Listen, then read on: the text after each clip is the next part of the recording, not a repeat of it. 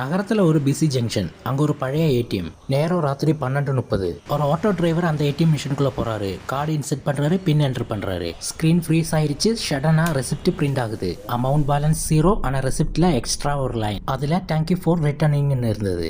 அந்த ஆட்டோ டிரைவர் ரொம்பவும் கன்ஃபியூஷன் ஆயிட்டாரு. நெக்ஸ்ட் டே மார்னிங் பேங்க் பிரான்ச்சுக்கு கம்ப்ளைண்ட் கொடுக்கவும் செஞ்சாரு. அந்த பேங்க் மேனேஜர் சிசிடிவி செக் பண்ணும்போது தான் தெரிஞ்சது. Yes, sir. The camera angle is clear. Watch closely. அந்த ஏடிஎம் மிஷினுக்குள்ள ஆட்டோ டிரைவர் மட்டும் கிடையாது, அவரோட முன்னாடி ஒரு ஓல்டு மேனும் இருந்தாரு.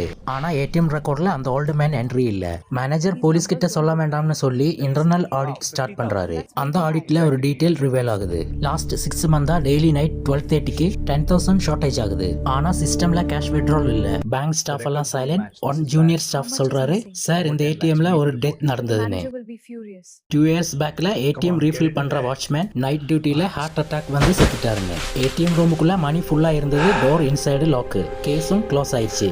ஆடிட் மேனேஜர் கொரியர் சிட்டில 12:30க்கு ஏடிஎம்கே வெயிட் பண்றாரு. 12:29 லைட் ஃபிளக்கர். 12:30 receipt print. ஏடிஎம் ஸ்கிரீன்ல ஒரு line. Counting complete. Audit manager breathing stop. Next day morning bank ரிப்போர்ட்ல 6 மந்த் மிக்சிங் அமௌண்ட் எக்ஸாக்டா ஆடிட்ல மேட்ச்.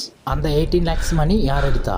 Answer nobody. ஆனா ஏடிஎம் மிஷின் ரீப்ளேஸ் பண்ணும்போது இன்சைட்ல ஒரு ஸ்மால் டைரி.